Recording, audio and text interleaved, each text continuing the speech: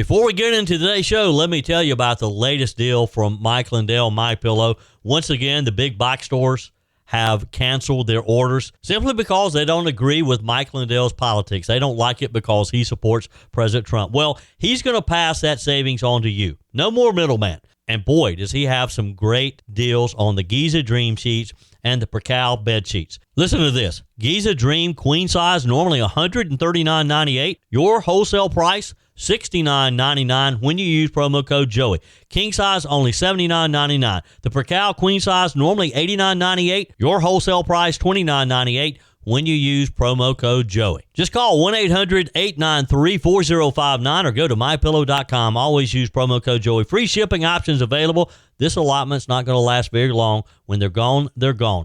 mypillow.com. Promo code Joey. Thanks for joining me in the PhD Weight Loss and Nutrition Studios. To lose weight for the last time, visit myphdweightloss.com. Welcome and good morning as we wrap up another week heading into the Christmas week. Here's what we're going to cover today. Investigators in New England have identified the suspected Brown University shooter again and are looking into whether there is a link to the murder of an award-winning nuclear scientist just 50 miles away at the Massachusetts Institute of Technology. We have what is the latest coming from Brown University. The View co-host Joy Behar lashed out at President Donald Trump yesterday over his mocking plaques under portraits of his most recent Democrat predecessors and even said it was time to invoke the 25th Amendment against the president. Now, she wants to remove him from office because he's mocking Joe Biden and Barack Obama. We have all those details as well. And NASCAR is mourning the death of one of their own, former NASCAR driver Greg Biffle. His wife and two children were killed in a tragic airplane crash yesterday near their home in North Carolina. Lieutenant Governor Pamela Abbott joins us to talk about President Trump's speech this week, Palmetto State politics, and, of course, we'll talk a little about Christmas. I told you we'd be back. And ye shall know the truth, and the truth shall make you free. It's Joey Hudson. I wanted to name it the Joey Hudson bill, but, they don't allow you to put names on bills, but I wanted to call it the Joey Hudson bill because I know that one's been near and dear to you for a number of years. That's how it's done. Let your voice be heard. And the truth shall set you free. Here's Joey Hudson. Authorities in New England say they have identified a suspect in the deadly shooting at Brown University, and investigators are now examining whether that suspect may be connected to a separate killing of a very prominent MIT professor just 50 miles up the road. Now, as you know, the last couple of days, authorities have been circulating multiple videos of this person. They have now say they have identified him. According to law enforcement, the suspected Brown University shooter remains at large. Investigators have obtained an arrest warrant. A multi-state manhunt is underway, and authorities exploring the possibility that the suspect may have crossed state lines into New Hampshire, though that has not been independently confirmed. A lot of unknowns right now. The developments come as investigators continue to look for links between two shootings that shocked the academic community within a span of just a few days. Earlier this week, a masked gunman opened fire inside a lecture hall at Brown University in Providence, killing 2 students and wounding 9 others. According to authorities, the gunman entered a review session for an economic course around 4 p.m. Saturday afternoon, shouted something witnesses could not understand, and then began firing. 9mm shell casings were recovered from the scene. Surveillance footage released by the FBI shows a person of interest walking through a neighborhood east of Brown's campus just minutes after the shooting. Then, roughly 48 hours later, another shooting occurred, this time in Brookline, Massachusetts. MIT professor Nuno Gomez-Loureiro, a renowned nuclear physicist and director of MIT's Plasma Science and Fusion Center, was found inside his apartment with multiple gunshot wounds late Monday night. He was pronounced dead at a hospital early Tuesday morning. Loureiro was 47 years old and had recently received a presidential award from the White House recognizing his scientific research. Now, authorities have not disclosed what type of weapon was used in the professor's killing. Earlier this week, FBI Boston Special Agent in Charge, Ted Dox, confirmed that investigators were sharing intelligence between the two cases, but said at the time there was no confirmed link. However, that assessment may be evolving based on some of the statements made yesterday. A regional CBS affiliate reported that senior law enforcement sources now believe evidence suggests a possible connection, though officials have not explained what the evidence is showing and what that connection might be. Investigators are also examining unified, unverified similarities reported in both cases, including witness descriptions of a Nissan Sentra vehicle near the scene. Federal and state authorities have not confirmed whether the vehicles are related or whether they belong to the suspect. Again, a lot of unknowns. President Donald Trump weighed in earlier, urging law enforcement to capture what he called the animal responsible for the Brown University shooting. And as of now, investigators have not released the suspect's name, have not announced a motive, and are urging the public to remain vigilant. Now, again, I don't quite understand the secrecy here, why they don't just tell us, and maybe they will. Maybe they will today, this morning. You would think that if they know the suspect, they have a name, they'd want everybody to know so everybody would be on the lookout. Bolo. Maybe they don't want it out because they kind of know where he is and might scare him off. I don't know. But here's what I do know. Some other interesting pieces of information here as this investigation continues. People are asking, well, how did it happen? And why is it taking this long to, first of all, identify the killer and catch the killer? Who is responsible for campus safety? And that's what a lot of the conversation is revolving around. Because while Providence Police and the FBI continue to hunt for answers, Brown University's top campus safety official has largely gone silent. That man is Rodney Chapman, Brown's Vice President for Public Safety and Emergency Management, a title that also makes him the university's police chief and executive director of public safety. In plain English, if campus security failed, this is the office. His office would be responsible. And that's where uncomfortable questions are beginning to come up. Chapman has spent nearly 2 decades in campus policing. He started as an officer at the University of Cincinnati, rose to captain, moved on to the University of Dayton, then served briefly as police chief at the University of Utah. All of this according to some investigations that Fox News has done. That Utah tenure was a bit rocky, according to Fox. He spent nearly half of his year there on leave following allegations, they were later ruled unfounded, that he carried a badge and firearm before being properly certified. The situation created enough controversy that he left after just 1 year. By 2021, Brown University hired him anyway. Now, at the time, Brown President Christina Paxson praised Chapman for not just for law enforcement experience, but for his values. She said he was ideally positioned to guide campus safety amid what she called the national debate over policing and justice. You know where this is heading now, don't you? That framing matters because diversity, equity, and inclusion, DEI, has been a central focus of Brown's Department of Public Safety under Chief Chapman's leadership. Public messaging, training, workshops, listening sessions, diversity action plans, all prominently featured. What hasn't been featured, at least until now, is what happens when a real threat walks through the door. So let's talk about Saturday afternoon. A masked gunman entered Barris and Holly, an urban academic building on Brown's campus, and opened fire inside a classroom. 2 students were killed. 9 others were wounded. The suspect escaped and is still at large. In the aftermath, serious questions have emerged pretty quickly. How did the shooter access the building? Why were there no security cameras inside that particular classroom building? Why did campus sirens not activate properly? Chapman addressed only one of those questions, briefly stating that the outdoor sirens did not activate because the attack happened too quickly. That explanation hasn't satisfied many students, parents, or local law enforcement observers, especially considering that just 2 months earlier, campus police unions had issued votes of no confidence in Chapman's leadership. Let me repeat that. According to Fox News, just 2 months earlier, campus police unions had issued votes of no confidence in Chapman's leadership. Those unions cited deep concern over the direction of the Department of Public Safety on Brown University. That wasn't political commentary. That was coming from the officers themselves. Now, layer in the department's philosophy. Chapman was publicly urged, or has publicly urged, campus police departments not to post images of officers with weapons or engaging in tactical training, arguing that such imagery could make communications anxious. He said police should emphasize compassion over capability.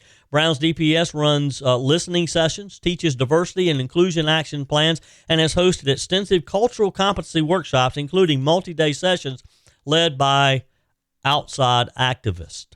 To be clear, engaging the community matters. I understand that. Trust matters, but so does deterrence, so does preparedness, and so does visible security in a world where campus shootings are no longer theoretical. They're happening way too often.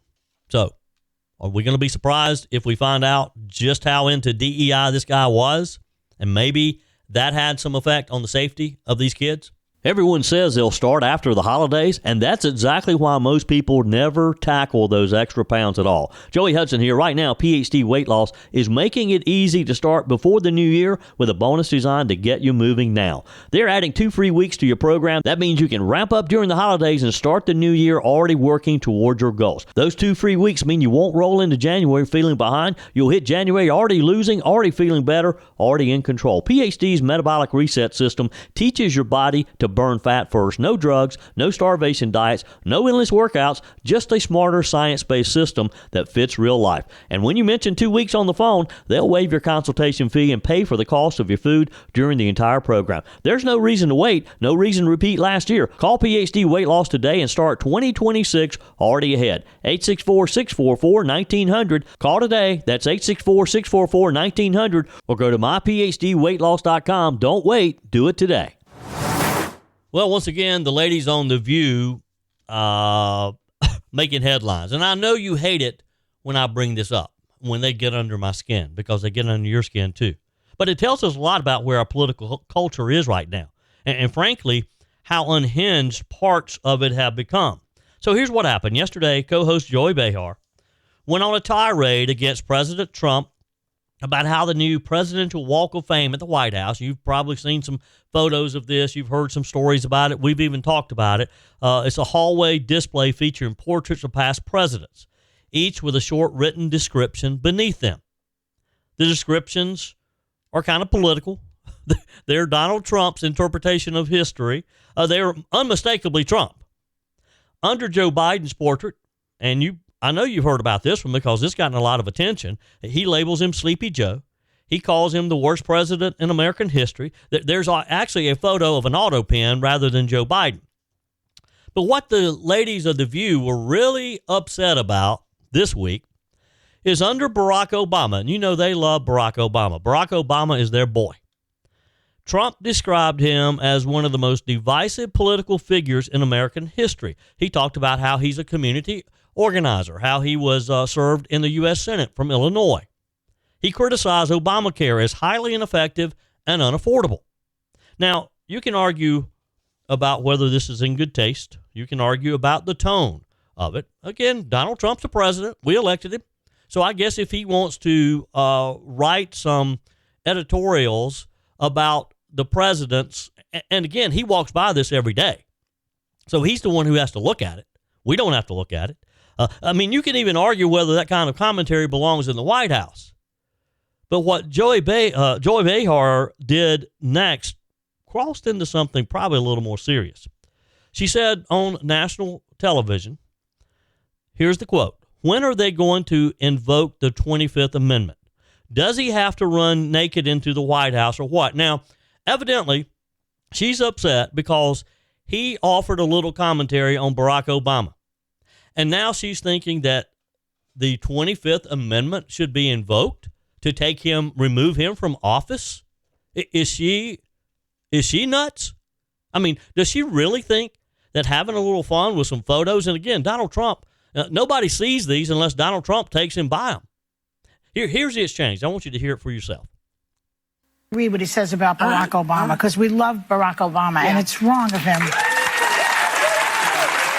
He writes, and he acts like this is real in history. A community organizer, one-term senator from Illinois, and one of the most divisive political figures in American history. Why? Because he was black? Mm-hmm. Why? No. Everything is about race with him. Yeah. Is it? Well, it might also be the jealousy of how well he did. It for people that... Well, Obama lives rent-free in his head, for sure. Yeah. For sure. He will never be the type of President Obama was. He's not going to win that. But when are they going to invoke the 25th Amendment? Does he have to run naked into the White House or what? What is that amendment for, if not for this? He's doing this to trigger people. He wants people to get outraged and to troll. Why? It's what he does. Because that's how it's he easy. is. But we're not... And I think they're onto something there. He is trolling them, and they fall for it every single time. Now, I don't know if he sits around and he thinks, okay, what can I do to kind of stoke the view? But boy, he gets under their skin big time. Now, one of them talked about how Barack Obama lives in Donald Trump's head rent-free. Well, guess who's living in their head rent-free?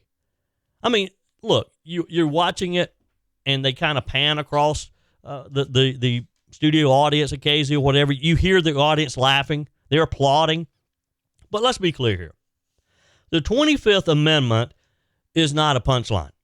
It's not a political insult. It's not a tool for removing presidents you don't like. And that's all that amounts to. They just simply do not like Donald Trump.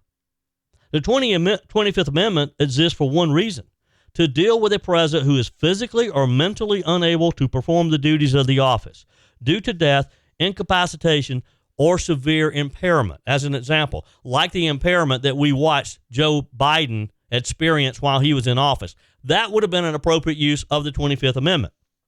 Did you ever hear Joy Behar calling for the 25th Amendment when Joe Biden was stumbling around the White House? I mean, it's meant for things like strokes, comas, serious medical emergencies. It's not meant for sarcasm. It's not meant for social media trolling or historical commentary. No matter how much it offends the host of a daytime talk show, it's not meant for that. And yet, here we are, once again, watching the left casually talk about removing a duly elected president, not because he can't govern, quite the contrary, but because he won't behave the way they think he should behave. That's not a political disagreement. That's normalization of constitutional abuse of something that's very serious. Joy Behar went even further. She read Trump's description of Barack Obama aloud and said, why? Because he was black? So now they want to throw race in there. Look, I don't think the color of Barack Obama's skin has anything to do with Donald Trump's dislike for the former president. That accusation, that criticism, that's racism. It's become the default response anytime a Democrat, especially Barack Obama, is criticized. But here's the inconvenient truth. Barack Obama was divisive. He was very divisive. It's not a slur. It's history. It's how he governed. Under Obama, America saw record levels of political polarization, increased racial tension, a widening ideological divide, the rise of identity politics as a framework for our government. Now, you can admire his eloquence. He was a great speaker, is a great speaker. You can respect his intelligence. I do believe he's a smart man. You can appreciate his historic election, being the first black president, coming from nowhere, literally. But pretending that his presidency unified the country simply isn't supported by the facts, far from it. And criticizing Obamacare, that's not hateful. That's bipartisan reality. We are experiencing the downfall of Obamacare right now. Premiums are about to rise, according to some authorities. Now, yes, Congress is working this deal out. Maybe they'll have it done before the first of the year. Millions have lost their plans, though, plans that they were promised that they would be able to keep because networks have narrowed. Companies have pulled out. Even Democrats eventually admitted the law needed major fixes. So when Joy Behar says, we love Barack Obama and this is wrong, what she's really saying is some presidents are above criticism. We shouldn't be critical of little Barack. And that mindset is just simply dangerous. I respect her right to be critical of Donald Trump, if that's how she wants it, but she needs to respect my right, your right, to be critical of Barack Obama. Co-host Sunny Hostin chimed in by saying Obama lives rent-free. She's the one who said that. Another panelist, Alyssa Farrell-Griffin, tried to inject a dose of realism by pointing out what should be obvious to anyone who's paid attention to Trump for the last decade. He does provoke people. He likes to needle people. And again, he is trolling the ladies of The View, and they're not smart enough to realize that. Joy Behar is not smart enough. Whoopi Goldberg is not smart enough to know Donald Trump is trolling them. He uses provocation as a political tool openly and unapologetically. Sometimes it's not comfortable. Sometimes I'll think, why did you say that? But here's the hypocrisy, or where the hypocrisy really shows. For years, the same people on The View dismissed very real concerns about President Joe Biden's mental fitness. They said it was cruel, that it was partisan, that it was inappropriate. When Biden wandered off stages, when he confused world leaders, when aides had to physically guide him around the room, when transcripts quietly cleaned up incoherent remarks. You do remember times when they changed the official transcript. The response wasn't invoke the 25th. It was, how dare you question him? He's the president of the United States. But when Trump posts a plaque they don't like, suddenly it's a constitutional crisis. Even Whoopi Goldberg previously floated invoking the 25th Amendment after Trump's speech at the United Nations, not because he was incapacitated, but because she didn't like how he spoke. This isn't about protecting the Constitution. This is literally about weaponizing the Constitution. And when constitutional mechanisms become props for entertainment, we all are going to lose. Now, let's talk about the plaques themselves. Are they petty? Maybe. Are they provocative? Oh, yes, they are very provocative. Are they historically unprecedented? Not really. Presidents have shaped their legacies inside the White House for centuries. Portraits, libraries, inscriptions, speeches, archives. And guess what? Whoever the next president is gets to redo it for their own taste. Trump simply does this much louder and without apology. And here's the thing many of his critics don't want to admit. These plaques weren't written for historians. Again, they weren't written for textbooks. They were written for this reaction, for people, for the attention. Donald Trump understands media psychology better than almost anyone alive. He wanted the attention on this, and guess what? He's getting all the attention money can't buy. Some tragic news out of North Carolina. Yesterday morning, we heard that a airplane had crashed in North Carolina. We're now learning that former NASCAR driver Greg Biffle, his wife Christina, and their 2 children were killed yesterday when their private jet, which was owned by Biffle, crashed at Statesville Regional Airport, according to authorities, and confirmed by Congressman Richard Hudson, who represents the area. The crash occurred around 10:15 a.m. at the airport, which is frequently used by NASCAR teams and major corporations in that area. We're told there were no survivors. Biffle was 55 years old. His wife, Christina, their 14-year-old daughter, Emma, and 5-year-old son, Ryder, were also killed in the crash. This is just a horrible, horrible tragedy. So sad for this family. Congressman Hudson, who knew the family, released a statement calling the loss devastating. He said, quote, Greg was a great NASCAR champion who thrilled millions of fans, but he was an extraordinary person as well and will be remembered for his service to others as much as for his fearlessness on the track. Greg Biffle, known to his fans just as the Biff, was one of the most accomplished drivers of his generation. He's one of the few drivers in NASCAR history to win championships in multiple national series. He won Rookie of the Year in the Craftsman Truck Series in 1998, followed by the series championship in 2000. He then repeated the feat in what is now known as the NASCAR Xfinity Series, earning Rookie of the Year honors there in 2001 and the series championship in 2002. That achievement made him the first driver ever to win titles in both of these series. And if you're a race fan, you know exactly what a big deal that is.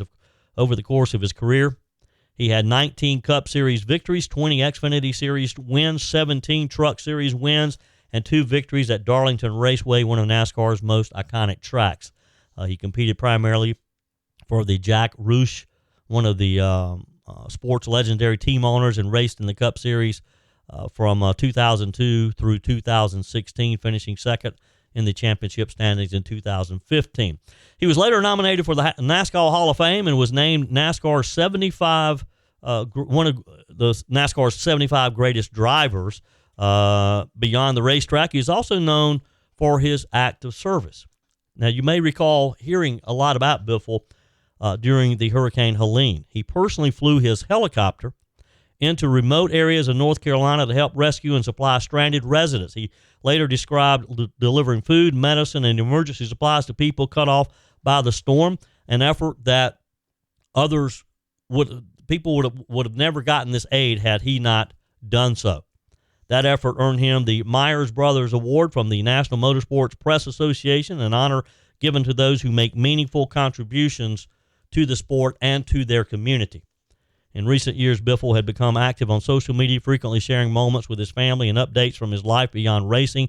Just 2 days ago, he posted a promotional message related to racing equipment, a reminder of how sudden and shocking his loss has been. Federal investigators are now examining the cause of the crash. No official findings have been released, and authorities say it's too early to speculate on the cause. So just a real loss for the racing world. Let me take a moment and walk through a story that hasn't really gotten a lot of attention yet, or not the attention it deserves. Of course, we all heard the president in his speech the other night declare that he's going to be awarding a $1,776 Warrior dividend. He announced this during his primetime address to the nation because buried beneath the headlines, beneath the politics, beneath the predictable media skepticism is something pretty simple. For the first time in a long time, America's active duty service members are getting a direct tax-free bonus before Christmas with no strings attached. Now, here's what we understand. President Trump announced roughly 1.45 million active duty and reserve service members will receive the $1,776 checks, landing directly in their bank accounts before December the 20th. That number, of course, 1776, is not accidental. It's a deliberate reference to 1776, the year this country was born in revolution, sacrifice, and courage. And as Secretary of War Pete Hegseth put it in a video message to the troops, and let me read from the script. 1776, as you know, our great nation was founded in the crucible of revolution in that year. To every American warrior, President Trump and I and the War Department have your back. Enjoy the Warrior dividend. You have earned it. And that they have. Now let's talk about where the money comes from. How's it being paid? Because this is where critics immediately jumped in. According to senior administrative officials, the $2.6 billion used to fund these checks comes from military housing supplement money, specifically from a $2.9 billion basic allowance for housing increase that was included in what was originally called the One Big Beautiful Bill, as we know. It's now known as the Working Families Tax Cut Act. And here's the key point the headlines have left out. This bonus is in addition to normal housing allowance, not instead of them. Service members will see an average of 4.2% increase in the allowance in 2026, and this dividend also includes eligible service members who don't currently receive housing allowances at all. In other words, nobody's losing money here. This is not a cut. It's not a raid. It's not some shell game. It's a reallocation of money that's there. One that puts cash directly into the hands of men and women actually serving, who are wearing the uniform. And let's just be honest here. That's a pretty radical idea in Washington, isn't it? Rather than building another program, creating literally another bureaucracy, or letting funds get chewed up by consultants and contractors, the Trump administration is doing something refreshingly straightforward. They're giving the troops a bonus, and they're paying for it. So who qualifies? According to the administration, the checks go to about 1.28 million active duty service members, roughly 174,000 reservists, pay grades 0 to 6 and below, anyone in uniform as of November the 30th. And guess what? And here's one of the biggies too. The checks are tax-free. Not tax-deferred, not a tax credit, tax-free. And that matters, especially right now, because if you have talked to military families lately, any family, but especially military families, you know inflation has hit them just as hard, if not harder, than the rest of the country. Rising food costs, rising rent, rising fuel prices, childcare, relocations. Military families don't get to shop around for cheaper duty stations. They go where they're told, and they do it without complaint. That's why this dividend lands as a meaningful moment. It also comes alongside another important move happening this week. President Trump is set to sign the National Defense Authorization Act, which includes a 3.8% pay raise for service members. That's important to remember, too. That raise is separate from the warrior dividend. So this is not a one-off gesture. It's part of a broader compensation strategy, one that says rebuilding the military doesn't just mean weapon systems and readiness metrics. It means quality of life for the men and women serving. And Secretary Hegseth has been consistent on that point, as has the president. During the recent government shutdown, the War Department shifted funds twice to make sure service members kept getting paid as they should have. So this was a great bonus. Look, the only thing I wish we could do, I wish we could extend this to first responders as well, in addition to the military members. Your comments are welcome on the Furman Ford text line, 864-477-JOEY. That's 864-477-5639. Emails always welcome, joey@joeyhudson.com. Speaking of the Furman Ford text line, it's never been more important to support locally run businesses owned by people who actually live here in the upstate. Let me take a minute to talk with you about our friends at Furman Ford. If you're looking for a new vehicle, maybe a great pre-owned vehicle, one you can trust, or maybe you're looking to order that special vehicle. Either way, if you want a new one, a brand new one, or a pre-owned that you can trust, the folks at Furman Ford, they're there to help you. Their name is on the sign because their name is on the line, because every single transaction is important to them. Jim Furman, Matthew Furman. They do business the right way. When you stop by, when you give them a call, or maybe when you just send them a quick email, you're always going to have access to a member of the Furman Ford family. And by the way, they also offer great service, and you're not going to have to wait weeks and weeks to get it done. And you do not have had to purchase your vehicle at Furman Ford. Doesn't even have to be a Ford. They service all makes and models. Visit my friends at Furman Ford online at furmanford.com, furmanford.com. On our guest line today, Lieutenant Governor Pamela Evette. Well, congratulations, 46 counties. You've visited every county in South Carolina. I have, Joey, and it was amazing. And my last stop was Lee County, and went to the Cotton Museum. And that was my very last stop. Had the nicest gentleman take me around and show me the museum, and he was in the cotton business, ran a big cotton gin in his time. He was an ag major, retired, and inside the Cotton Museum is an amazing veteran museum, and they have artifacts that people had from grandparents and parents in their homes to put out there. It's kind of like in Greenwood. Greenwood has an amazing veteran museum. I've been there many times and have spoken at their functions. And I told them about Greenwood's museum, and the gentleman that was there was a Bronze Star recipient. He was a Purple Heart recipient. There were two gentlemen. One was very involved in the veteran side, one involved in the cotton side.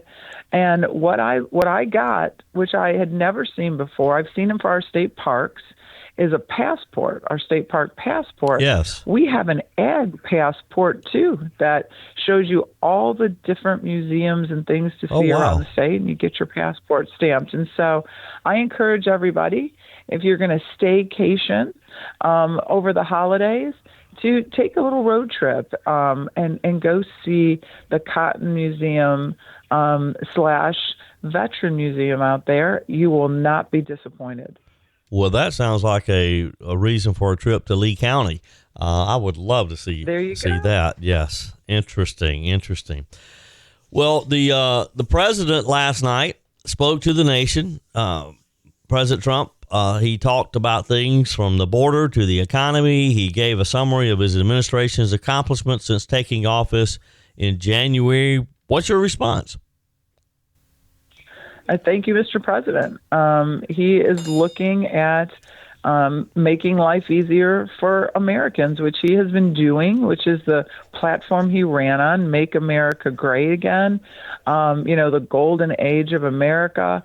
Now he's really targeting our young people and the housing crisis for them.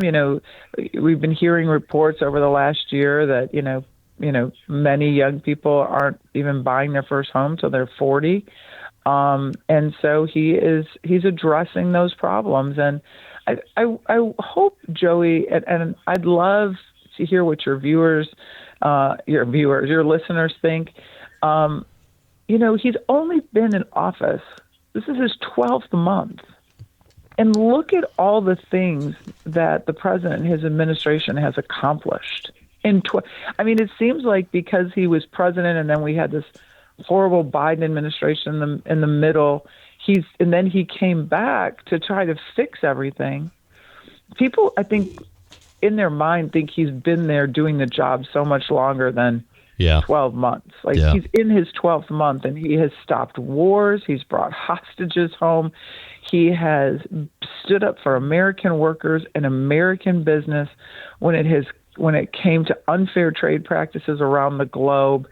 He has, revitalized and re-energized our military. We've had the highest numbers we've seen in recruitment for all of our military.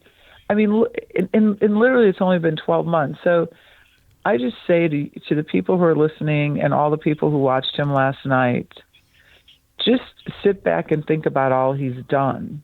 Yeah. And to not let the Democrats kind of warp your thinking on, the problems that he's fixing are somehow his fault. Yeah. He's actually correcting all the bad decisions of the Biden administration and the Democrats when they were in power. Yeah. And boy, he had a lot to clean up. And that's how he started the message last night, is that he had to clean up the mess that was left to him from Joe Biden. You mentioned the military, and he went through some of the numbers, and they're just astounding how our military is turning around. And of course, he announced the Warrior Dividend, which is a check for $1,776 in honor of America's founding in 1776. All military service members will receive a check for Christmas. That's amazing. I think that is amazing. And again, people have got to understand, I know the Biden administration was horrible. It affected all of us. It affected South Carolinians and South Carolinian business owners, right? I told you before when I was out at CMC and Casey, how they shared with me that because of Biden's horrible energy policies, it cost them $1 million a month in energy costs. And the president is turning these things around as quickly. Low egg prices, lower gas prices, especially when we've been through the cold snap. Imagine if the Democrats were still in office. They believe that your money is their money. They will overtax you. It's just their policies are not in favor of American safety. We must give the president enough time to let these decisions that he's making to correct problems, give it a little time to trickle down to us. It can't happen overnight. And that's what I got out of the message. I hope that's what Americans have woken up and said, you're right. Yeah. He can't just flip a switch and make it all better. It's got to take time. Well, and you have to consider all the things that he has accomplished, in addition to undoing so many things that Joe Biden had done. So it's just amazing. All right, quickly, if you were to grade the president's speech on a scale of A to F, what grade do you give him? I would give it an A. I think he really tried to address the concerns he's hearing from the American people. And, the president does the best when he's with the people, I believe. I think he really gets to them and they listen to what he says. I'm glad he's taking himself back out on the road. Yeah. And he's having his rallies again, and he's getting to his base, and he's saying, listen, I promised you. I mean, there's nothing. I would challenge the Democrats and the naysayers to tell me what he's doing that he didn't promise he was going to do. Right. Tell me what he's doing that he didn't win, the 2024 election on. He said he was going to close our borders. We have the safest borders that we have ever had. He said he was going to deport dangerous illegals. That is what he's doing. He said he was going to turn around the economy, and that's what he's doing. I mean, we've seen record-breaking days in the stock market, which, the Democrats would have us believe, only affects people of wealth. Yeah. That's not true. If you have a 401k, the stock market affects you. They use this language that tries to confuse people, right, and turn away from the issues. But the president has done everything that he has promised the American people he would do, and I'm glad he's back out on the road. I'm glad he's talking to people directly. We've seen how the news can distort what he says. Glad to see that he is going after the BBC for what has come out to be a tampering of his speech.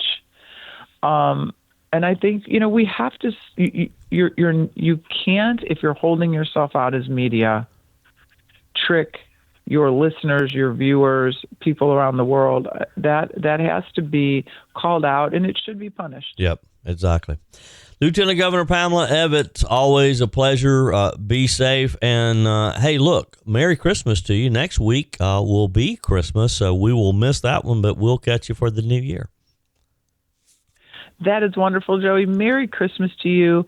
Merry Christmas to all of your listeners, or Happy Hanukkah. You could be celebrating Hanukkah, but whatever you're celebrating, I hope you take a few minutes to cherish the people that you love the most. We always reflect in this time of the year the ones we lost over the last year. And so, hug tight all the people who are around you. Tomorrow is never guaranteed. But I hope everybody not just has a Merry Christmas or Happy Hanukkah with their family, but think about and reflect about all the things that we were blessed with in 2025. And I wish you many blessings in the new year. Absolutely.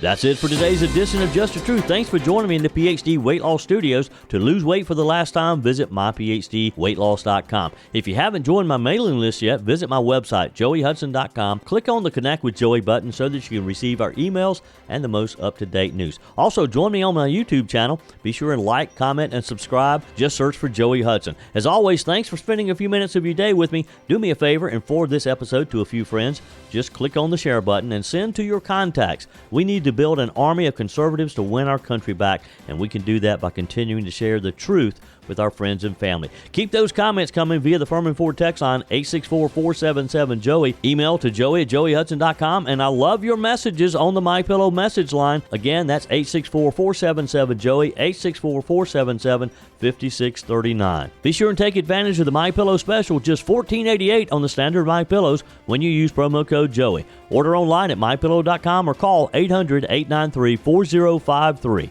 We're back again tomorrow and hope you'll plan to join us. Until then, remember, God's got this. He's still in control.